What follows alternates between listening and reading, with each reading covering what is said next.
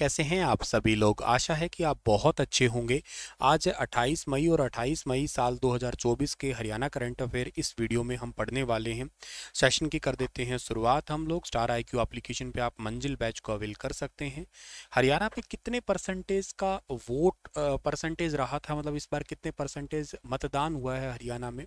तो हरियाणा में total voting percentage जो हुई है वो है 25 मई को 65%। 65% वोट रिकॉर्ड हुए हैं।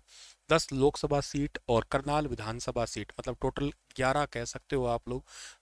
एक मतलब वैसे तो लोकसभा की सीट तो 10 ही थी, लेकिन एक विधानसभा की सीट थी, क्योंकि वो सीट मुख्यमंत्री मनोहर लाल जी ने वहां से इस्तीफा दे दिया था।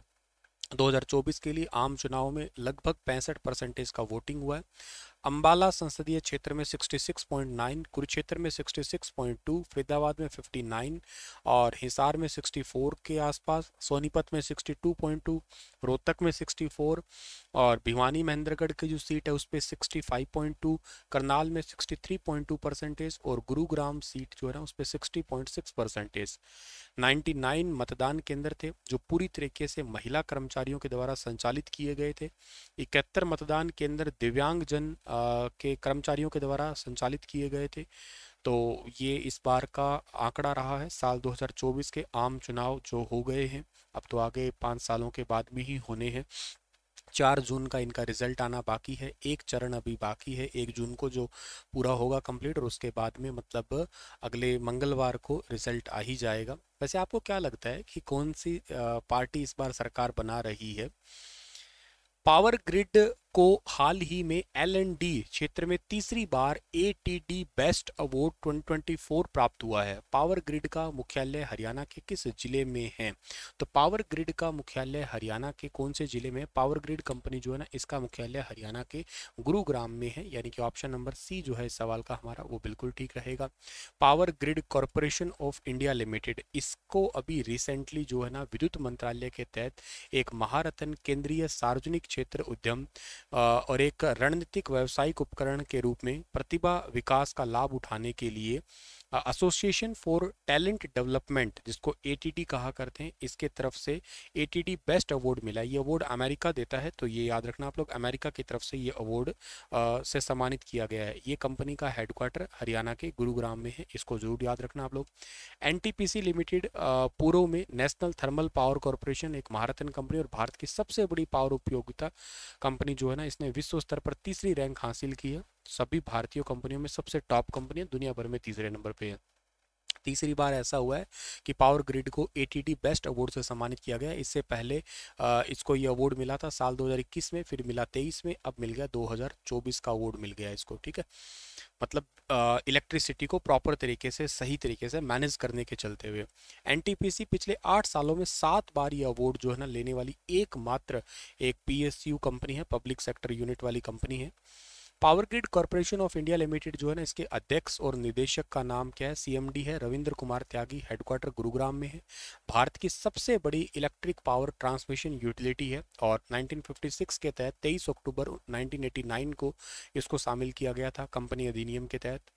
और NTPC जो है ना, इसके CMD गुरदीप सिंह है, इसका हेडक्वार्टर न्यू दिल्ली में है। ये 1975 में बनी थी।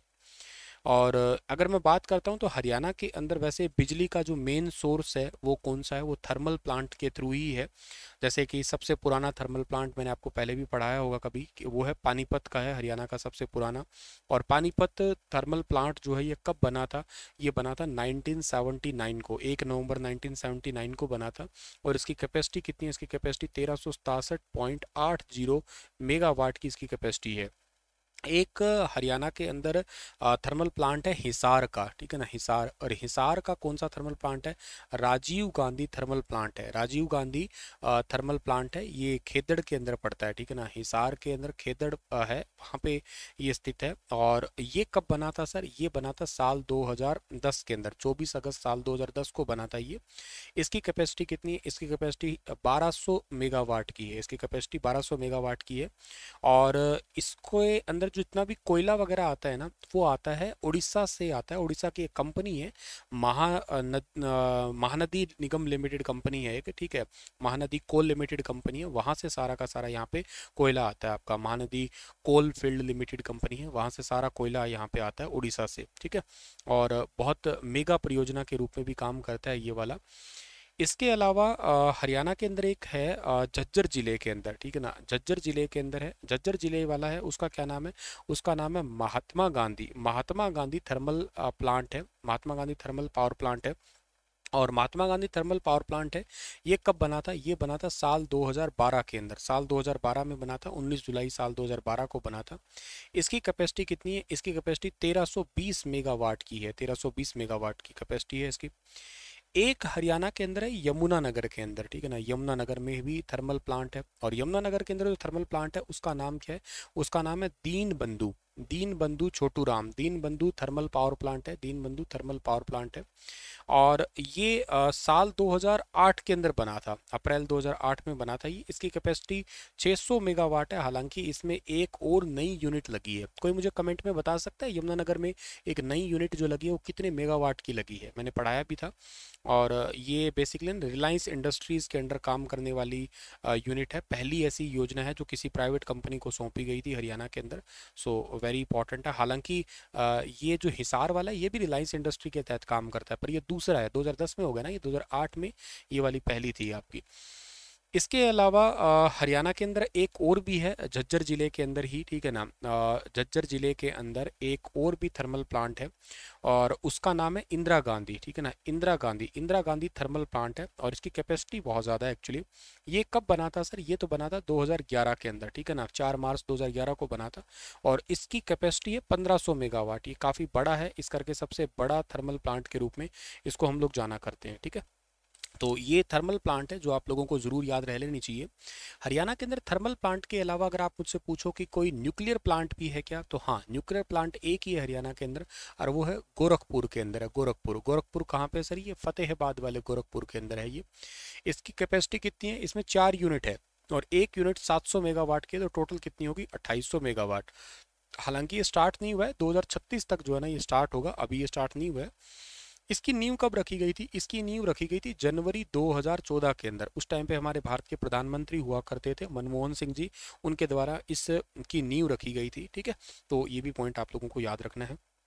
और क्या इंपॉर्टेंट बात आपको याद रखनी है, और इंपॉर्टेंट बात ये याद रखनी है आपको कि हरियाणा के अंदर बिजली जो जगह जगह तक पहुंचती है वो किसके थ्रू पहुंचती है। तो बिजली देखो, एक तो कंपनी होती है जो बिजली बनाती है, जिसको आप लोग पावर जनरेशन के नाम से जाना करते हैं, जैसे Haryana power generation corporation limited है, HPGCL है, ये बिजली बनाने का काम करने वाली है। लेकिन एक बिजली आपको पहुंचाती है, वो 2 कंपनी है, वो है उत्तर हरियाणा बिजली वितरण निगम UHBVN, एक है DHBVN दक्षिण हरियाणा बिजली वितरण निगम। ये बड़े बड़े खंभे देखे ना तुमने, रावण से जैसे खंभे दिखते हैं तुम्हें लोहे के बड़े बड़े, वो इन्हीं के ही होते हैं, उन पे लिखा भी होता है ये। और ये डिस्कॉम कंपनियां बोला करते हैं इनको, डिस्कॉम कंपनी डिस्ट्रीब्यूटेड कंपनी होती है ये। और इन आपके घर में जो बिजली का बिल आता है उस पर लिखा भी देख लेना, UHBVN लिखा मिलेगा या DHBVN लिखा मिलेगा, ठीक है। अच्छा, इसके अलावा ये दोनों कंपनियां कब बनी थी, वैसे ये दोनों 1999 के अंदर बनी थी, ये भी जरूर याद रखना। इसका हेडक्वार्टर UHBVN का जो है ना वो पंचकुला में है, इसका हेडक्वार्टर हिसार में है। हालांकि इसका पंचकुला वाले का एक ऑपरेशन सेंटर रोहतक में भी है, और इसका ऑपरेशन सेंटर दक्षिण हरियाणा वाले का जो है ना वो है दिल्ली के अंदर है, ठीक है। वैसे ऐसा नहीं है कि हम लोग थर्मल से ही बिजली बनाते हैं या इससे बनाते हैं, हम लोग इससे हवा से भी बिजली बनाते हैं, हालांकि बहुत ज़्यादा तो नहीं। पंचकुला के अंदर ही एक सेंटर बना हुआ है, एक गुरुग्राम में बना हुआ है। पंचकुला के अंदर ना एक चकली रामसर गांव है, वहाँ पे बना हुआ है, मोरनी हिल्स के अंदर पड़ता है, ठीक है ना। गांव का नाम है चकली रामसर। वहाँ पे हम लोग हवा से बिजली बनाते हैं। 2 ही है हरियाणा में, एक तो चकली रामसर में है जो पंचकुला का है, और एक गुरुग्राम में। गुरुग्राम में एक्चुअली ऐसा नहीं है कि पूरा बन भी गया हो, वो भी चल रहा है काम, इन फ्यूचर के लिए भले ही वो तैयार हो जाए, पर अभी के लिए तो नहीं है कुछ ऐसा, ठीक है। और हम लोग पानी से बिजली बनाते हैं क्या सर? हाँ, पानी से बिजली बनाने में आप लोगों ने ककरोई नाम सुना होगा कभी। ककरोई पेपरों में बहुत आ चुका है। ककरोई विद्युत परियोजना है ये, सोनीपत के ककरोई गांव के अंदर पड़ती है ये। 100 किलोवाट की इसकी कैपेसिटी है, 100 किलोवाट की इसकी कैपेसिटी है ये। और ये जो वेस्टर्न यमुना कैनाल है ना, उसके ऊपर बनी ये परियोजना है ये। हालांकि एक ऐसी परियोजना और भी है, वो हमारी जो वेस्टर्न यमुना कैनाल है ना, वहीं पे हथिनी कुंड बैराज है, वहाँ पे एक दादूपुर है, हथिनी कुंड या दादूपुर, वहाँ पे बनी हुई परियोजना है। उसकी कैपेसिटी ज़्यादा है, वैसे उसकी कैपेसिटी 1600 मेगावाट के आसपास की कैपेसिटी है, ठीक है। और ये परियोजना बेसिकली ना सेंटर और मतलब सेंटर स्पॉन्सर्ड स्कीम है। इसमें भारत सरकार मिल के ही काम करती है, ठीक है। और भी है हरियाणा के अंदर एक एक अभी मैं इस कंपनी की बात कर रहा था, एक बिजली कंपनी फरीदाबाद में भी है अपनी, जिसको एनएचपीसी कहा करते हैं हम लोग। एनएचपीसी, एनएचपीसी का मतलब है national hydro electricity power company है ये। है इसकी, ये 1975 में बनी थी ये भी आपकी। और ये फरीदाबाद में है। और इसका भी काम जो है ना क्या है, ये बेसिकली पता है क्या करती है, ये ऐसे बिजली बनाती तो नहीं है, पर जितनी भी आपकी हाइड्रो इलेक्ट्रिसिटी बनती है उसको मैनेज करने का काम सारा इसी का ही है आपका, ठीक है ना। टोटल मैनेज करने का काम इसी का ही है।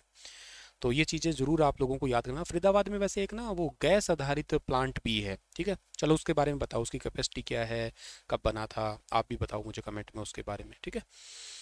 चलो आगे बढ़ते हैं। अगला जो सवाल है हमारा, हरियाणा के किस यूनिवर्सिटी को मोटाइल कैटल फीडिंग ट्रॉली नामक डिज़ाइन के लिए एक उत्पाद पर 10 साल का डिज़ाइन अधिकार मिला है? मतलब मोटाइल कैटल फीडिंग ट्रॉली के लिए अभी पेटेंट मिला है, वो किसको मिला है? एचएयू को मिला है, हरियाणा एग्रीकल्चर यूनिवर्सिटी को मिला है।